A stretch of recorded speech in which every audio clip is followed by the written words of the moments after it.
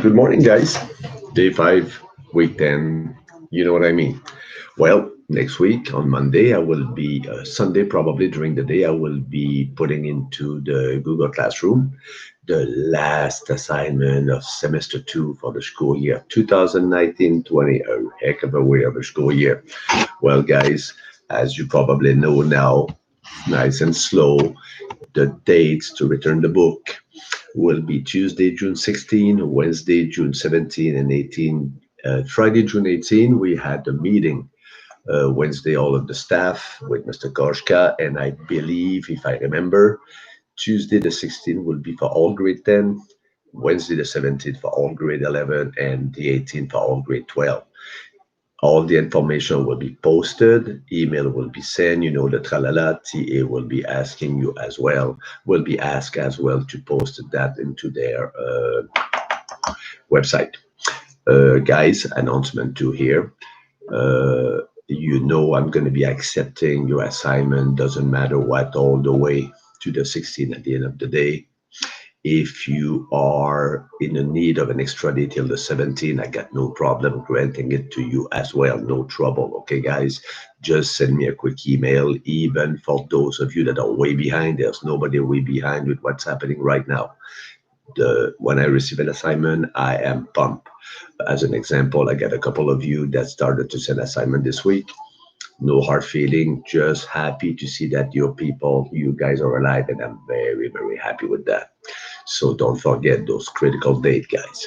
You do not want to have to redo a course because of procrastination. That would be shameful. Okay, guys.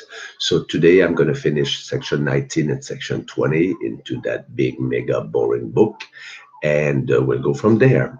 So when we left on Tuesday and yesterday, I was playing with chapter 19, and we looked at the promotion of Canadian value to the transnational communities and so on.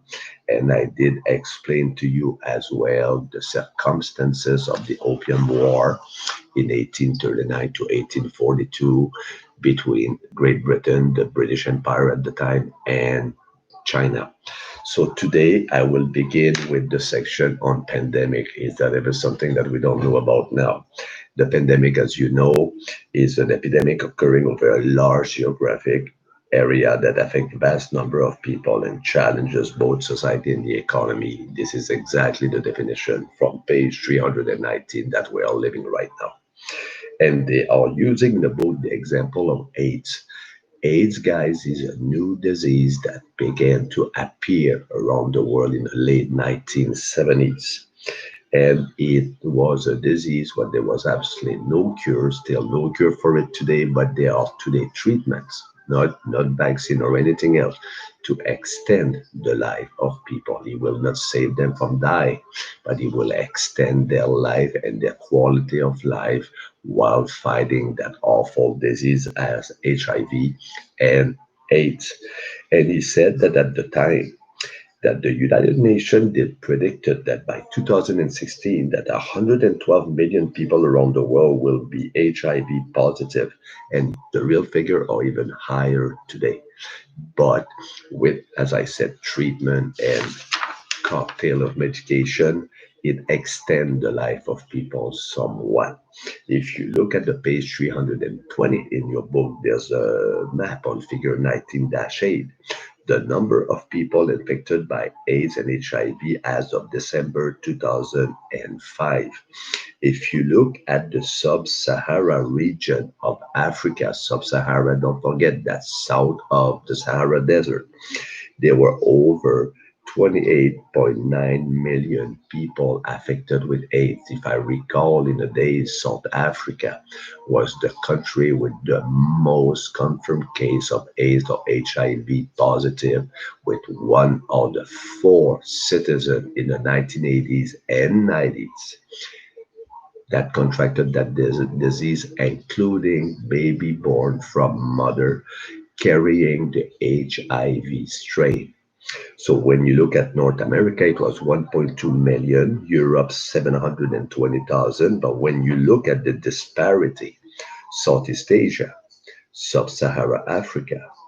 And if I look at Eastern Europe and Central Asia, well, the region around the world where that epidemic of AIDS did the most ravages in the 1980s, especially, and all the way until the mid 1990s, when treatment and new cocktail of medication were made available by pharmaceutical companies to help alleviate somewhat the pain of these people that contracted that virus. And if you look at page 321 in the section Voice, globalization has contributed to the spread of HIV/AIDS on the continent of Africa. Therefore, many people believe that globalization must play a role in stopping the pandemic. Well, look at what's happening today. We had witnessed this week three international meetings. For those of you who maybe don't know it, it was hosted virtually by the United Nations. At one of the meetings, the Prime Minister of Canada, Monsieur Justin Trudeau, was the leader of the conference, as well as one that happened, if I recall, with Boris Johnson, the Prime Minister of Great Britain, being the lead of that meeting. And basically, the countries are talking from around the world right now on how to assist emerging economies, poor countries, poor societies around the world to recover economically as this morning of 13.7% unemployment with more than 3.7 million people in Canada in the last 90 days that had to stop working and receive the CERB.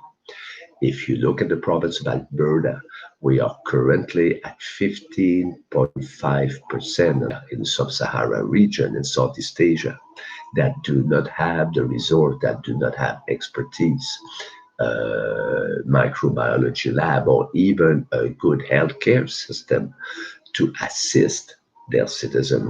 Nevertheless, a strong economy. So, what do we do in the next couple months, hopefully, when the world economy begin to rebound? What's going to be the negative effects on these poor societies? If you it jeopardize their HDI, where they can even get lower on the scale of 1.0. Just my line, guys. And a shot of coffee. Okay. To help them out. So Canada is playing a world leading role right now as member of the United Nations to negotiate and through diplomacy with other rich countries. Let's face it, how we will help these poor countries to absorb the tsunami wave of that COVID-19 shutdown of the world economy. As an example, airline has not started to fly again around the world. These people that have been laid off from all of the airline in the world, they expect that 50 will lose their everyday employment and will need to look for something else. So when you look at all of this dynamic right now, pandemic, disease like AIDS, disease like coronavirus right now, force the witnessing the challenges arising from that situation in which we're all confronted right now. Guys, on that now. Now we're talking a tiny bit about water, the biggest resource needed by every human into the world. Just my line. 79.8% of all of the bodies of water in the world is salted. 20% of the water on earth is drinkable.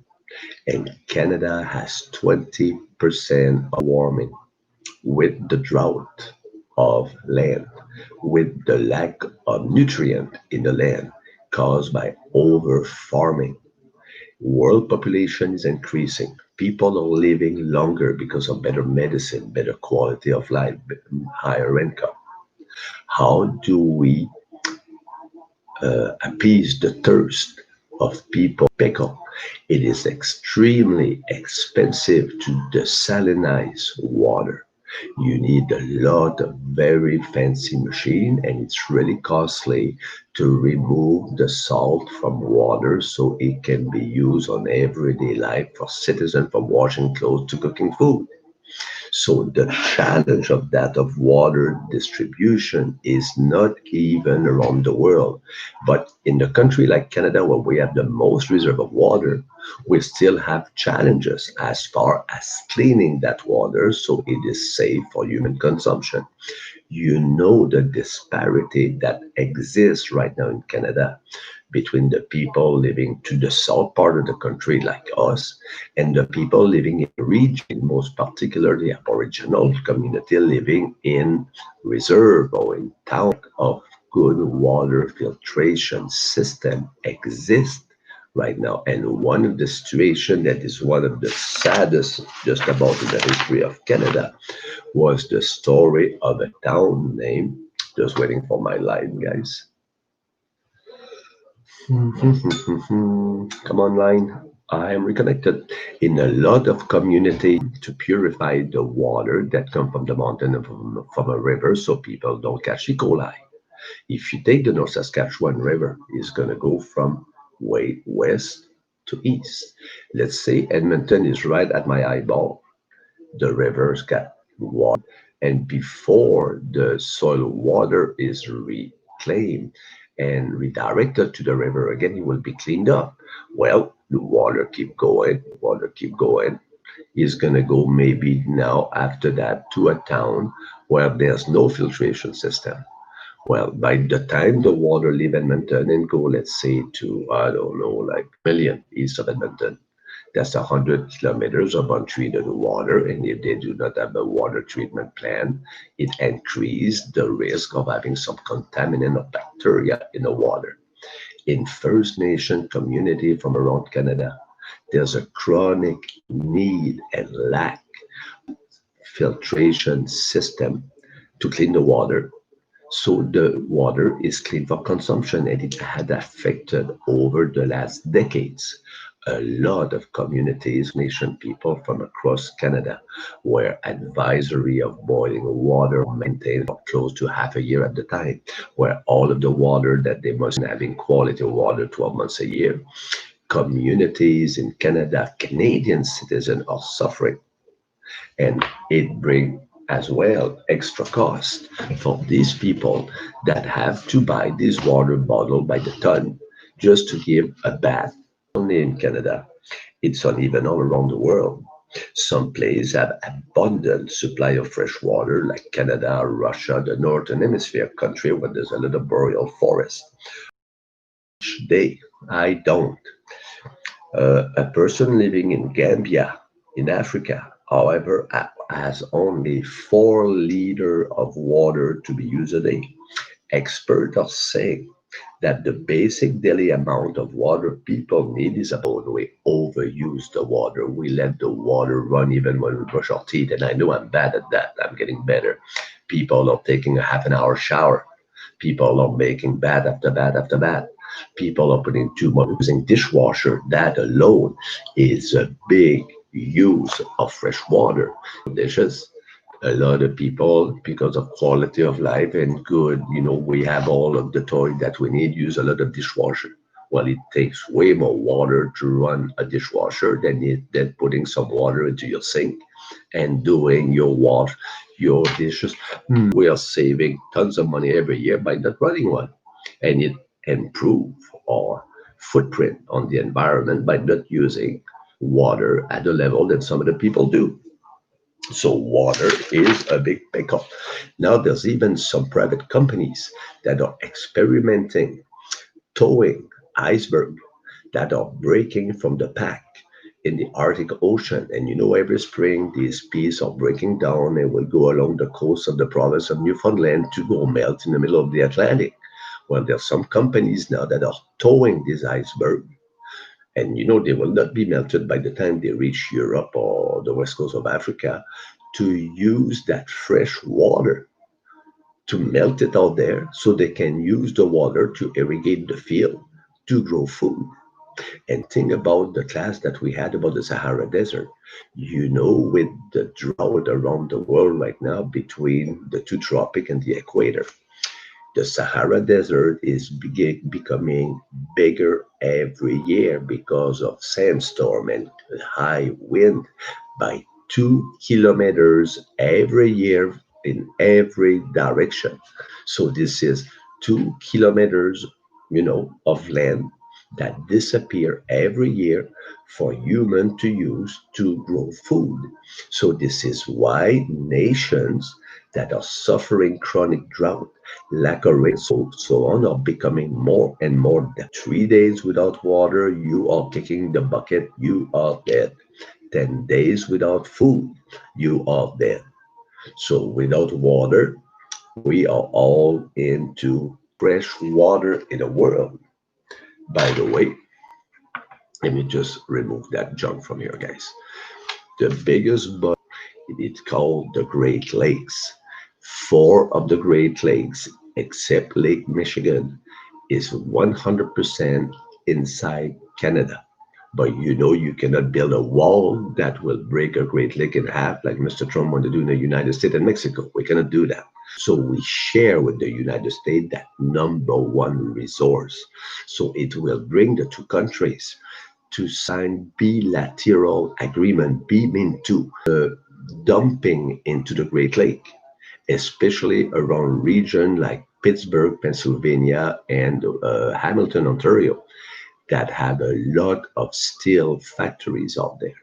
In the 1970s and 80s, this company was just pitching their heavy used dirty water into the Great Lake. And then we noticed in the 1990s that species of fish were dying and algae as well in the Great Lake.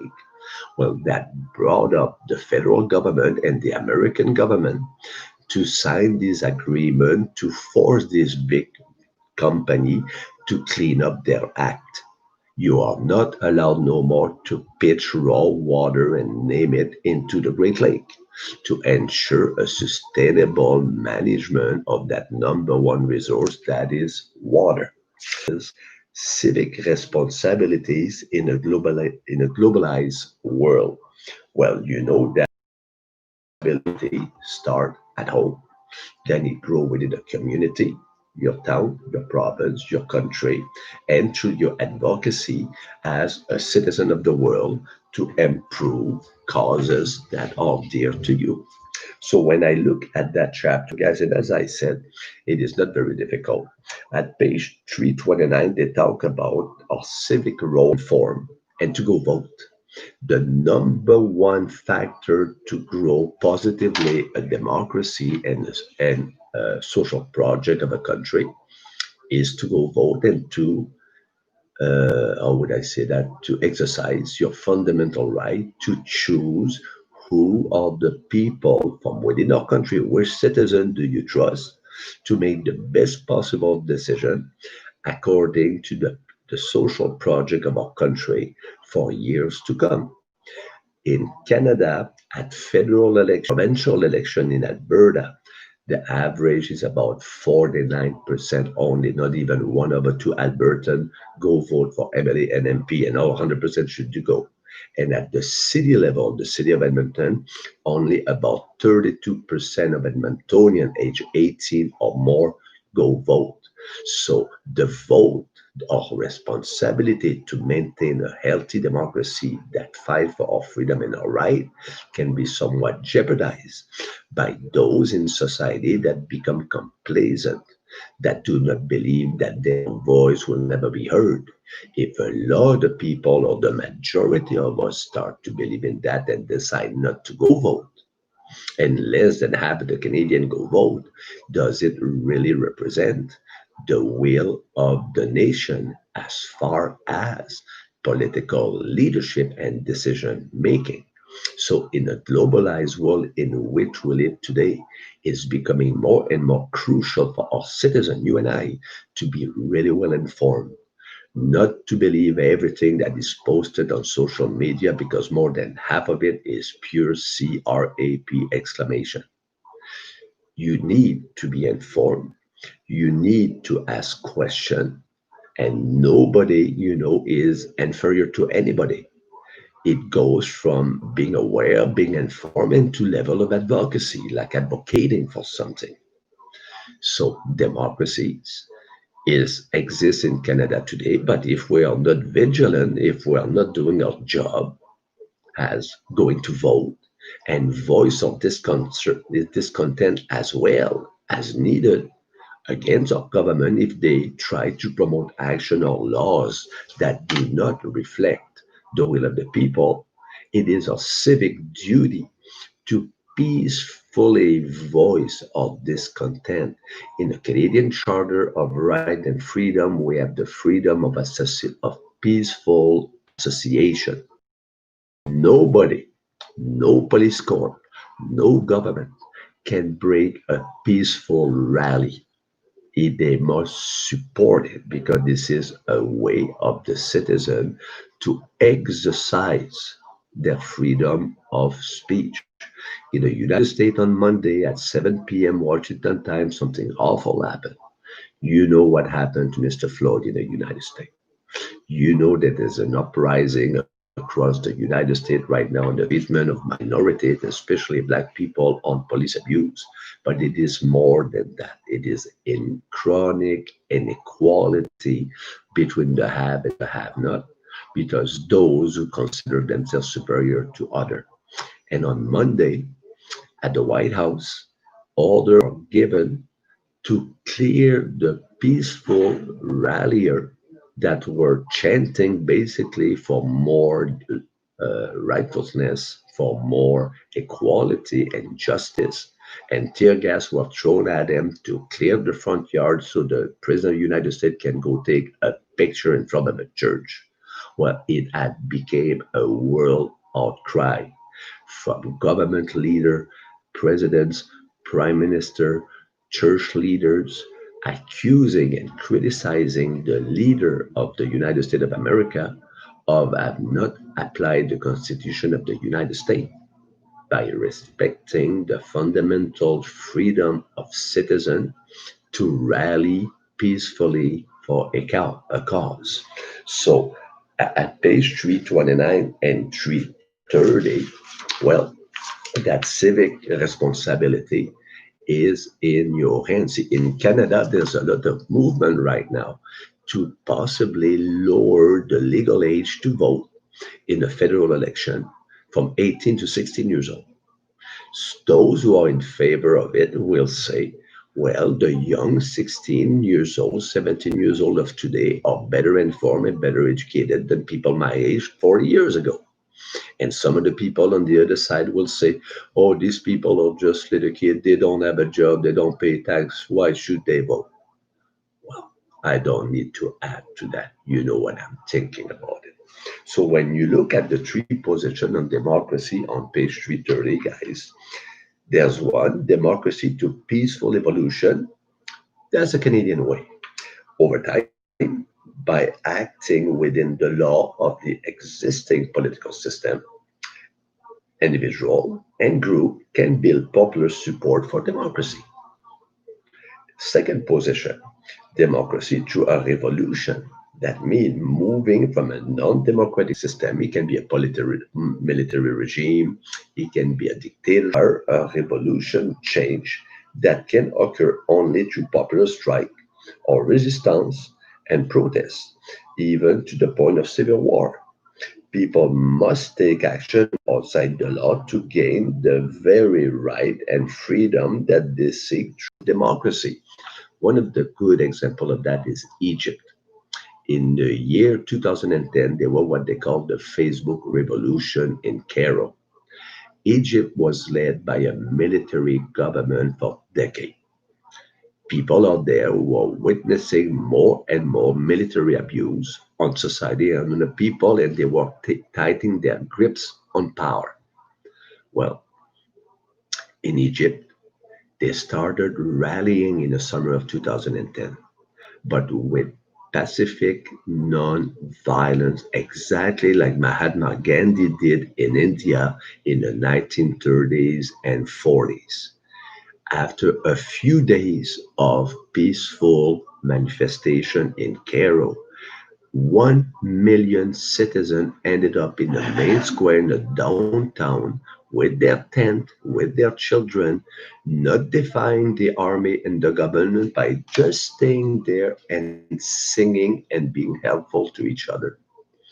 After about 5 days of that, the president of Egypt asked, and he was a military general, his army to crush that resistance. Military said to their leader, "No way, Jose." And they sat with the people asking for change. So the military basically refused to listen to their government and joined the population. It brought up an exile. The president of Egypt at the time escaped Egypt and asked political asylum in one country in northern Africa that was friend with them. It, and then democracy came back slowly into Egypt at the beginning of the year 2011. The military stayed in power after the departure of the president, but with the promise from within 2 years, 2012 at the time, that free election will become the norm in Egypt. And it happened. So Egypt is the enigma. They used peaceful revolution instead of an armed revolution to get to their goal. Why? Because of the ongoing access to real time information. You cannot hide no more what's happening around the world. What happened in 1989 in Tiananmen Square in China, it would not happen today, most likely, because everybody can record live what's happening. If you look at the third way, the opposition to democracy, opposition to democracy is a civic responsibility because culture and tradition dictate that only those citizens of a particular age or gender or class have a right to rule or to direct the ruler. The democracy as a political system is suspect because it may impose Western value into population with different cultural background. Well, those who oppose democracy or those that are fearful that democracy will bring change. Conservatism and traditionalism, the political classic right, pro law and order, and keeping things the way they are by fear of growing into a certain way. So those are the three ways that democracy can be seen. The most popular one is democracy to peaceful evolution. But to get to that, every citizen need to have it build a certain level of trust over time for their government. In Canada, we're lucky. We've been living in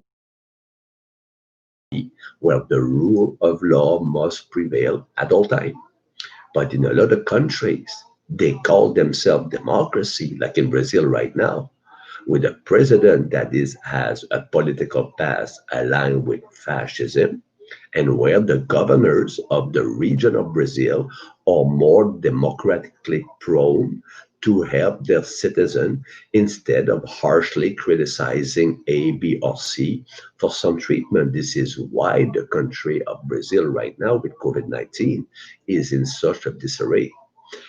By the way, Brazil is now the third country in the world with total death because of COVID-19, right behind the United States and Great Britain, I believe. Great Britain is not doing very good as well.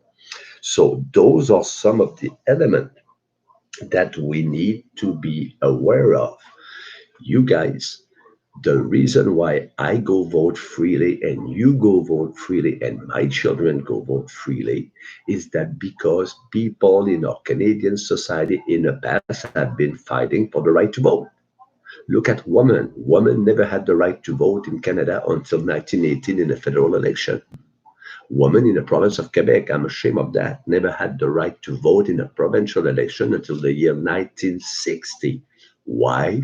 Because of those who oppose certain way of democracy, the traditionalism of the political system at the time in the province of Quebec, with its allegiance with, let's face it, the Catholic Church. And I'm not criticizing nothing here. It is just fact. And then that brought up the people in Quebec to be out, to be appalled by what was happening, especially the lack of right for women. And then the quiet revolution began in Quebec in 1959 with the people of Quebec saying enough is enough. We're going to vote a new government, a new premier that vowed to bring Quebec at pace with the rest of Canada as far as equality and gender values. So, guys, so friends, finish your assignment, give sign of life. You know, next week is crunch time. Now it's time to burn the midnight oil. Don't burn it too much, but you know what I mean. Stop playing Animal Crossing until 4 o'clock in the morning, please. Okay? Get your work done. Help each other. Now the summer holidays are coming and we need that break. I know it's awful to be home like we are right now. We miss that freedom of doing anything we want, whenever we want, and hanging out with whoever we want. But we will get there again. You know that right now in Alberta, in another place within Canada, we're going to be moving to the phase two of reopening very soon. You know why? Because we listen, we wash our hands like the three-letter kitten, and I'm not singing the song again. I know you like it, you know? So let's be safe. Guys, have a fun weekend. If you go to Dairy Queen to get an ice cream cone, I hate you. Okay, keep your distance and have a bite from Mr. P. You know what I mean? And I will be there on Monday to there. So be safe. Salutation to your family, to your brother and sister, to your kitties and puppies. I know some of you have some kitties and puppies. I wish we'd have a kitties here, but I'm allergic to them. So, guys, have a good day, and I will see you Monday. Bye bye. Another one done. Another one done.